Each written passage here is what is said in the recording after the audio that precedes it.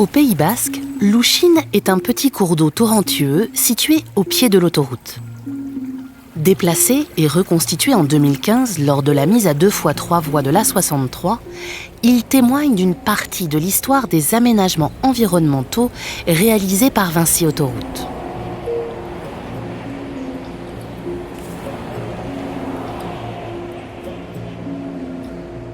Sur 67 km, entre Biryatou et Saint-Jour-de-Marennes, l'A63 traverse de multiples cours d'eau, plusieurs zones humides et des stations florales remarquables.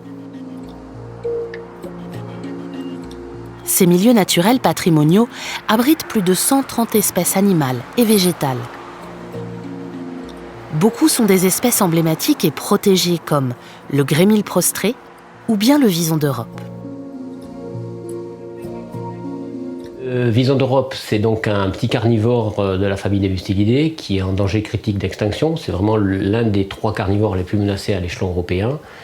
Il est spécialisé en fait des zones humides et donc du coup c'est une espèce un petit peu parapluie, c'est-à-dire qu'en fait lorsqu'on va le protéger, on va protéger son milieu et toutes les espèces qui vivent en fait dans ces zones humides, en bordure des cours d'eau, dans les marais. Dans ce territoire en pleine expansion, avec un environnement à fort enjeu, cette opération complexe de transformation à 2x3 voies de l'A63 a requis de nombreuses étapes. On commence par réaliser un dossier synoptique du nombre de voies. Donc c'est un dossier réglementaire qui va exprimer en fait le programme, le contenu des travaux, ses conditions en fait à la fois financières mais également de planification. Et ça va faire l'objet d'une décision ministérielle. Donc c'est plutôt un échange qui a lieu entre nous et les services de l'État. Et puis, une fois que ce programme est validé, on va engager en fait des études environnementales qui vont nécessiter une concertation qu'on appelle interadministrative, donc avec l'ensemble des services, pour pouvoir établir les dossiers de l'enquête publique.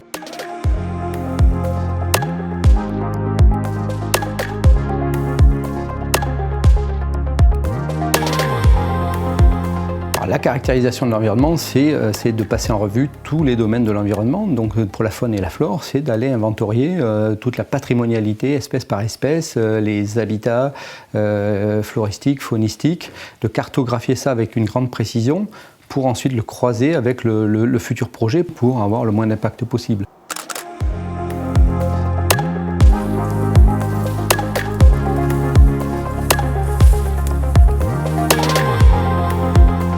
À partir des études environnementales et en appliquant au futur chantier la méthode ERC, éviter, réduire, compenser, des propositions d'aménagement sont présentées aux administrations compétentes, aux élus, aux associations de riverains, aux associations naturalistes, avec un objectif, faire grandir ce projet de territoire dans la concertation. À partir des retours, celui-ci est remanié si nécessaire, puis soumis aux différentes enquêtes publiques qui précèdent l'obtention des arrêtés ministériels et préfectoraux nécessaires au démarrage du chantier.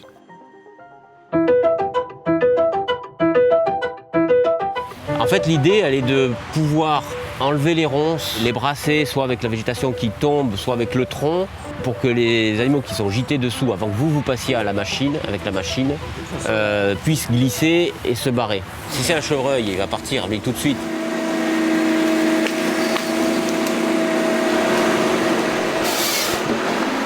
On ne peut pas demander, en fait, lors de l'ouverture des milieux, du déboisement, de prendre un sécateur et tout faire à la main. Il faut trouver des process qui s'adaptent à des techniques de chantier qui sont lourdes, avec des engins.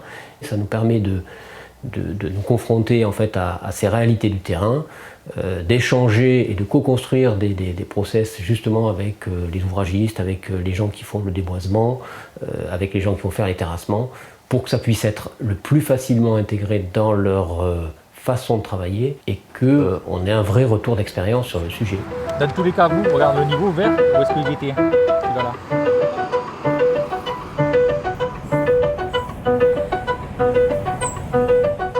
Il Il est clair que la vision de chantier bétonné sur lequel on déroule uniquement de l'enrobé, je veux dire, est une vision du passé. Aujourd'hui, ce qui va dicter en fait l'organisation du chantier, ce sont principalement les contraintes environnementales, à la fois pour le positionnement des ouvrages, mais également pour l'organisation dans le temps des travaux.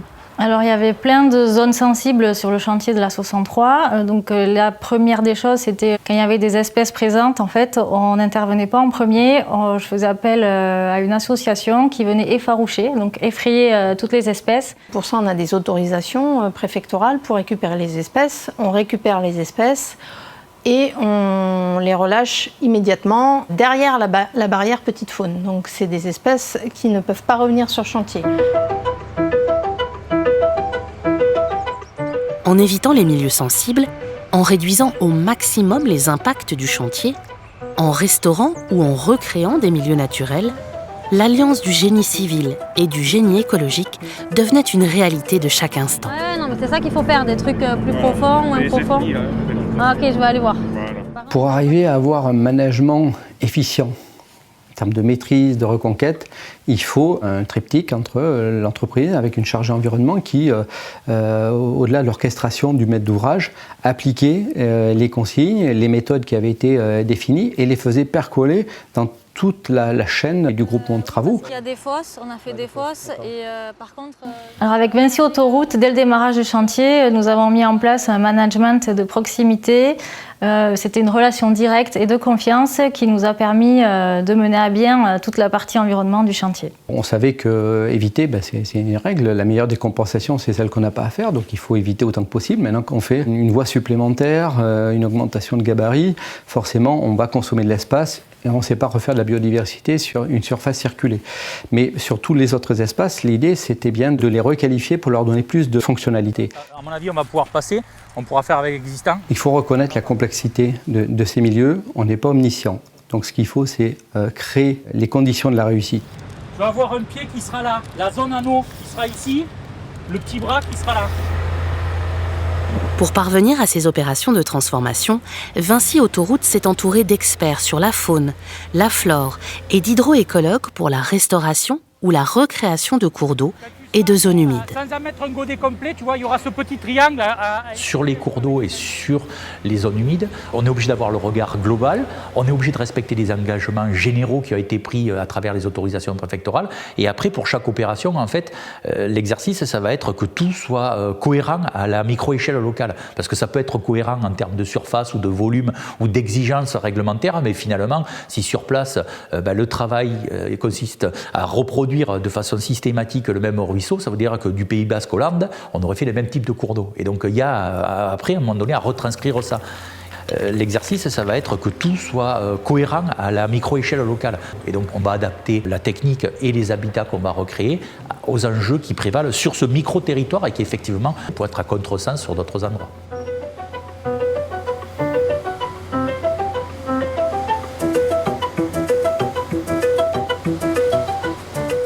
La réussite, clairement, elle est l'appropriation par l'ensemble des opérateurs. Et ça va jusqu'au dernier petit opérateur, celui qui va semer, celui qui va planter.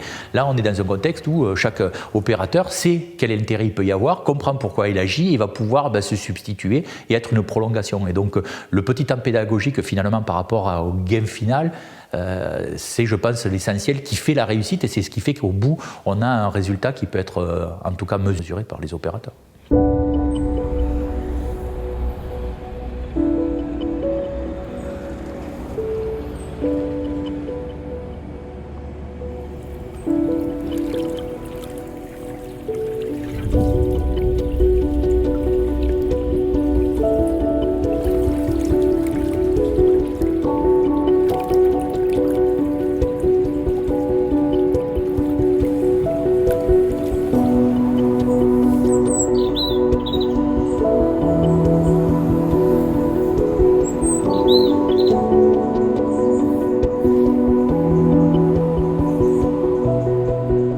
L'obligation de résultat en matière d'environnement, ce n'est pas un sujet qui est confié et laissé au libre arbitre du maître d'ouvrage.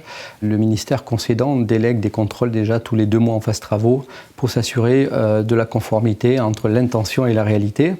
Et au-delà de ça, les parties prenantes du territoire veulent un organe de transparence et veulent savoir un peu ce qui se passe. Et donc du coup, la préfecture et souvent le préfet pilote des comités de suivi et le maître d'ouvrage a obligation d'y répondre en toute transparence. Ça commence à pousser et donc on continue comme ça. La 63 entre la frontière espagnole et Bayonne, c'est un contexte périurbain très important, donc automatiquement avec beaucoup de riverains. Et des riverains qui finalement, je serais tenté de dire, n'ont pas demandé à ce qu'on leur fasse des travaux aussi conséquents. Et tous ces terres qui sont bouleversées, il va falloir leur redonner finalement ce qu'on appelle un sens, donc une signification, à la fois écologique, c'est la reconstitution des milieux, et également paysagère, c'est la restitution des paysages.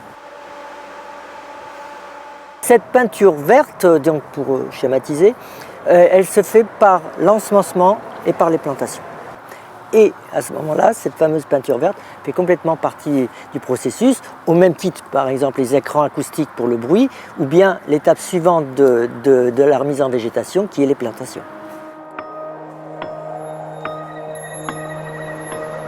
Sur 22 km, entre Biarritz et Biriatou, ce sont près de 100 000 jeunes arbres d'espèces locales qui ont été plantés pour la formation des haies et des boisements forestiers. Une grande partie de ces plantations a été disposée tout le long des écrans acoustiques pour les habiller et ainsi les masquer aux riverains de la 63.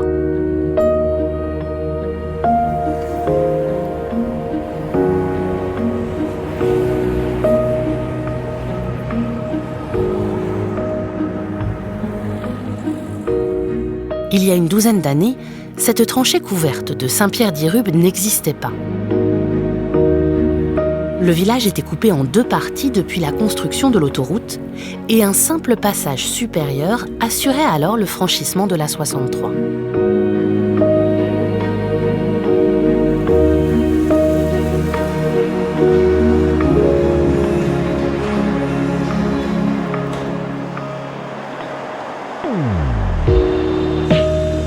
Les travaux de réalisation de cette tranchée couverte et de ses aménagements sont le fruit d'une étroite collaboration entre la mairie de Saint-Pierre-d'Irube, Vinci Autoroute et les services de l'État.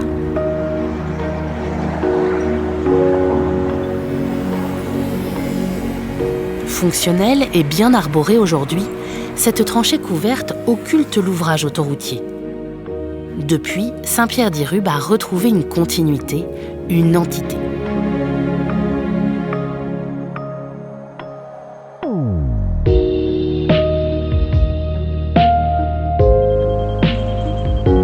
Pour évaluer les pertes et les gains des milieux naturels sur l'emprise des travaux, Vinci Autoroute participe et cofinance un projet de recherche lancé dans le cadre du programme ITECOP.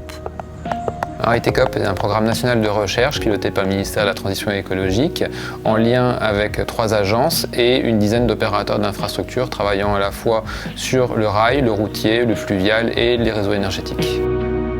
Ce projet de recherche donne naissance à une méthode d'évaluation appelée NOTEVA, notation de l'empreinte écologique des voies autoroutières. La méthode NOTEVA est issue d'un projet de recherche exploratoire visant à mesurer l'impact résiduel d'une infrastructure autoroutière en l'occurrence, en s'appuyant sur une méthode de type BASI, Before After Control, permettant d'améliorer l'évaluation environnementale et les solutions opérationnelles qui y sont apportées. L'intérêt de marier à la fois et la technique et la recherche est pour nous un élément fondamental de notre action pour pouvoir accompagner justement une prise de décision la plus efficace possible. Et la méthode permettait de pouvoir comparer ça à la situation antérieure, comme un passage de scanner entre l'état initial avant travaux, qui a permis d'alimenter les dossiers d'enquête, et la situation post-travaux.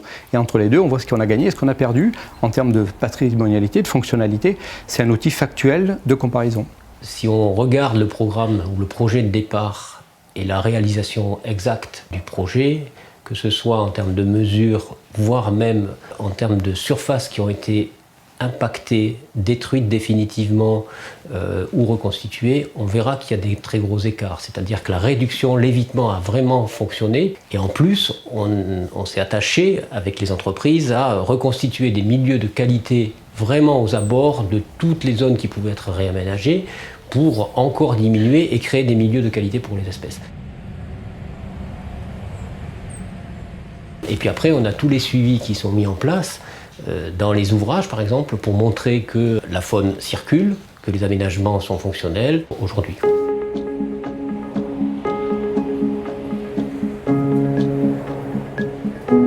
Tout ce qui n'a pas été, bien sûr, recréé, restauré ou reconquis devient de la dette compensatoire et devra être compensé sur d'autres sites.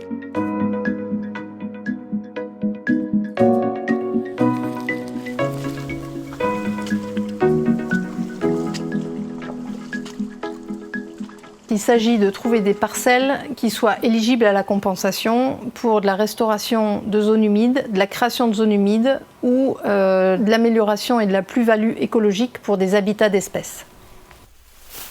C'est les services de l'État qui vont dire si les parcelles sont éligibles à la compensation ou pas au regard de la réglementation. Une fois qu'on a trouvé les terrains qui sont éligibles à la compensation et que le propriétaire est d'accord soit pour le vendre, soit pour faire une convention de gestion. C'est à nouveau des études de terrain pour identifier vraiment très précisément les enjeux écologiques, tout groupe d'espèces confondues sur une année, donc toutes les saisonnalités. Et on met en place un plan de gestion pour la préservation, la conservation des espèces en jeu et l'amélioration et la plus-value écologique que l'on veut apporter à ces terrains. Ces zones humides, réhabilitées par les plans de gestion des mesures compensatoires, engagent Vinci Autoroutes pour 30 ans. En séquestrant du carbone, elles participent, à leur échelle, à la régulation du climat.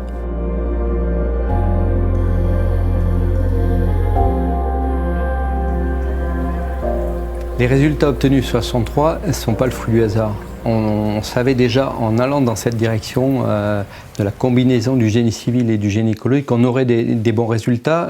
On avait auparavant testé un certain nombre de procédés sur d'autres infrastructures. Et donc le résultat tel qu'on peut l'observer actuellement avec les suivis ou au travers du regard de la méthode NoTVA, nous permet maintenant de constater que la trajectoire est bonne et on atteint des résultats plutôt même inespérés.